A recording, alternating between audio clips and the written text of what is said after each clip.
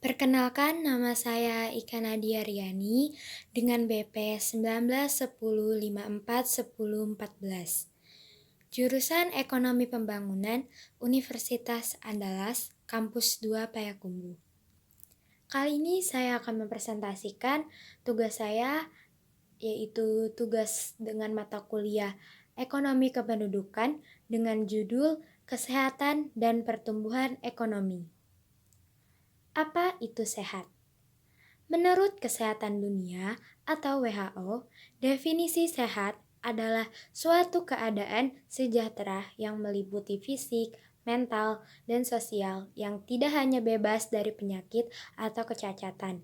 Maksudnya di sini, mental dan sosial adalah bagaimana cara mereka berinteraksi terhadap sosial mereka dan bagaimana mental mereka untuk menghadapi masalah-masalah yang terjadi pada kehidupan mereka. Nah, mengapa sehat itu penting? Karena status kesehatan masyarakat merupakan salah satu faktor penting yang dapat mempengaruhi kualitas sumber daya manusia dalam mendukung pembangunan di suatu negara. Ada beberapa contoh, yaitu faktor yang dapat mempengaruhi naik turunnya pertumbuhan ekonomi di suatu negara atau daerah. Sumber daya manusia adalah salah satu faktor yang menentukan pertumbuhan ekonomi tersebut. Sumber daya manusia yang berkualitas akan dapat meningkatkan pertumbuhan ekonomi negara atau daerah, sebab sumber daya manusia yang berkualitas erat hubungannya dengan tingginya produktivitas tenaga kerja.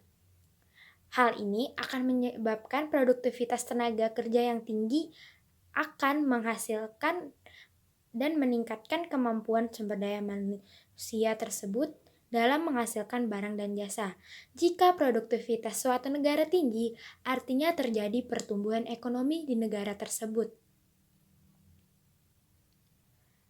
Investasi kesehatan.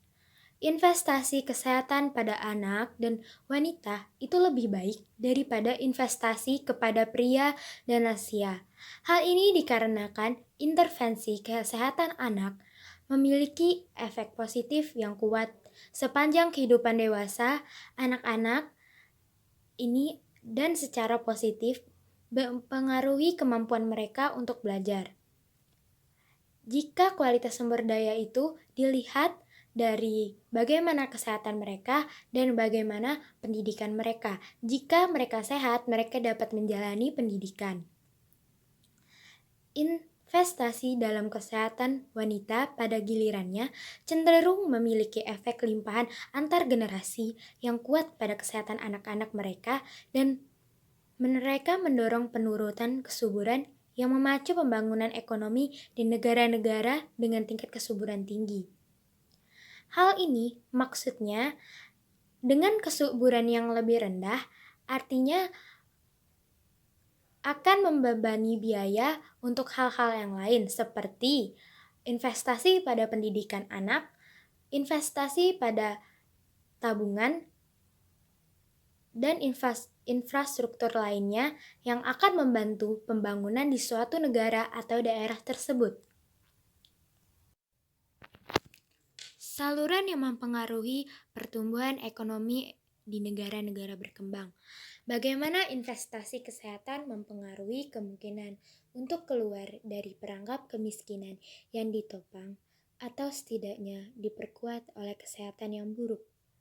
Ketika orang rata-rata hidup lebih lama, akan menyebabkan investasi modal manusia menjadi lebih mungkin membuahkan hasil. Karena umur kerja yang lebih lama akan menyebabkan peningkatan investasi terhadap modal manusia. Artinya, mereka dapat bekerja dengan rentan waktu yang lama dan akan lebih produktif ketika mereka sehat. Karena orang yang sehat akan lebih mudah dan berkonsentrasi terhadap pendidikannya dan karirnya. Jika mereka sehat, mereka akan dapat menjalankan pendidikan mereka dengan baik. bahwa kesehatan perempuan memainkan peran yang sangat penting dalam konteks ini. Wanita yang lebih sehat cenderung berpartisipasi dalam pasar tenaga kerja formal dan karenanya mereka menghadapi biaya peluang yang lebih tinggi untuk memiliki anak. Akibatnya investasi dalam kesehatan perempuan mengarah pada peralihan dari memiliki banyak anak menjadi memiliki lebih sedikit anak yang berpendidikan lebih baik. Karena ketika mereka memiliki lebih sedikit anak, mereka akan mencurahkan modal mereka atau biaya mereka untuk pendidikan anak agar lebih baik, sehingga kualitas SDM akan terbaiki. Dengan tingkat kesehatan yang tinggi dapat meningkatkan pendidikan. Contohnya di Afrika, tingkat penderita HIV ini menunjukkan pencapaian pendidikan yang lebih rendah, memberikan bukti tingkat mikro bahwa individu yang belajar tentang kecenderungan mereka terhadap penyakit HIV mengurangi investasi modal manusia mereka relatif terhadap mereka yang tetap tidak sadar.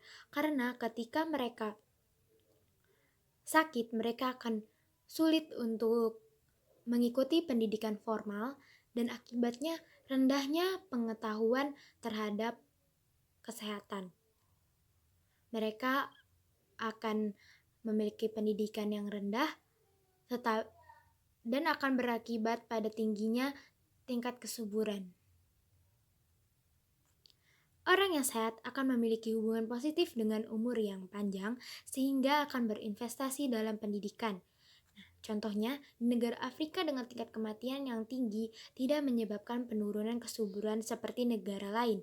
Di Afrika lebih mengutamakan untuk mengobati penyakit menular daripada mencegahnya, sehingga orang yang telah diobati akan memiliki penurunan produktivitas karena biasanya akan meninggalkan beberapa keterbatasan fisik dalam berkontribusi terhadap pendidikan sehingga mendorongnya kesuburan yang lebih tinggi. Orang yang tidak memiliki pendidikan akan minim pengetahuan terhadap kesehatan. Biasanya akan seperti itu. Hal inilah yang mendorong tingginya kesuburan. Ketika tingkat pendidikan tinggi akan menyebabkan tingkat kesuburan rendah, yang artinya akan membuat rasio ketergantungan juga menurun dan sumber daya akan diinvestasikan kepada hal lainnya seperti pendidikan, kesehatan, infrastruktur lainnya. Hal inilah yang membantu pembangunan ekonomi. Saluran yang mempengaruhi pertumbuhan ekonomi di negara-negara maju. Ketika jangka hidup tinggi, angka rata-rata kematian akan rendah, akan menyebabkan konsumsi meningkat, sehingga artinya dari sisi permintaan ekonomi akan tinggi dan untuk memenuhi itu artinya akan meningkatkan produktivitas yang memerlukan banyak tenaga kerja. Meningkatnya produktivitas akan berakibat pada pertumbuhan ekonomi. Akumulasi modal manusia sebagai pendorong eksklusif pertumbuhan jangka panjang tidak hanya meninggalkan ruang bagi kemajuan teknologi untuk menjelaskan pertumbuhan ekonomi. Dengan ini, bahwa peningkatan harapan hidup menghasilkan simpanan agregat yang lebih tinggi. Alhasil, akumulasi modal sendiri dapat menopang pertumbuhan ekonomi dan teknologi. Kenapa dapat menopang pertumbuhan ekonomi dan teknologi? Orang yang sehat cenderung akan berpartisipasi dalam tenaga kerja dan hal ini tentunya akan meningkatkan produktivitas karena orang yang bekerja tentunya akan memenuhi kebutuhannya. Nah, hal inilah akan menyebabkan banyaknya permintaan terhadap pasar dan penyerapan tenaga kerja tinggi akan menyebabkan terjadinya pertumbuhan ekonomi. Lalu, untuk teknologi. Ketika orang-orang memiliki dana yang lebih, mereka akan meninvestasikan uang mereka untuk hal-hal yang akan menguntungkan di masa depannya, atau mereka akan berinvestasi kepada pendidikan anak mereka, sehingga hal inilah yang akan mendorong kemajuan teknologi. Dana-dana dari hal tersebut seperti pajak akan dikelola oleh pemerintah keuangan tersebut dan akan mendorong perbaikinya tingkat pendidikan dan teknologi. Di negara maju, pengurangan beban penyakit kronis menghasilkan peningkatan produktivitas. Peningkatan secara tidak proporsional terjadi pada individu yang lebih tua dan cenderung tidak aktif secara ekonomi. Maksudnya di sini, dia tidak aktif secara ekonomi. Biasanya terjadi pada orang-orang yang sudah lanjut usia, yang sudah tua, dan mereka cenderung untuk pensiun dari pekerjaan mereka. Kenapa mereka menghasilkan peningkatan produktivitas? Karena mereka biasanya akan berkontribusi pada kesehatan, di mana mereka memerlukan perawatan yang artinya mereka akan mengeluarkan uang mereka untuk kesehatan. Akumulasi modal tambahan dan pertumbuhan produktivitas bergantung pada rancangan skema jaminan sosial tertentu dan dampaknya berpotensi mengimbangi dari masa kerja yang diperpanjang. Artinya di sini akan ada perpanjang masa kerja yang diberikan jaminan sosial terhadap perusahaan. Di negara-negara maju, mereka akan memiliki jaminan sosial lain-lain tergantung perusahaannya, seperti ketika yang lansia atau lanjut usia atau mereka dalam keadaan mengandung, mereka akan diberikan jaminan terhadap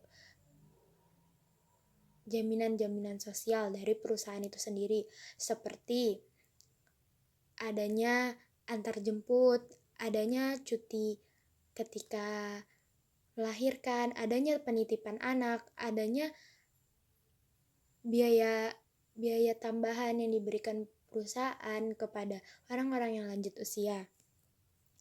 Sebenarnya kekhawatiran lain terkait dengan dampak merugikan dari pemborosan pengeluaran perawatan kesehatan terhadap kinerja ekonomi, pada akhirnya distribusi keuntungan kesehatan yang semakin tidak merata seharusnya menjadi subjek utama yang menjadi perhatian, bukan tingkat pengeluaran kesehatan.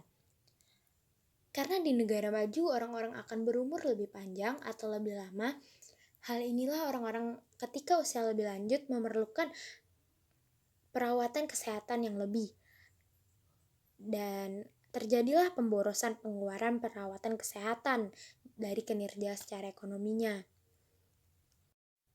Sekian presentasi dari saya, kurang dan lebihnya saya mohon maaf. Terima kasih.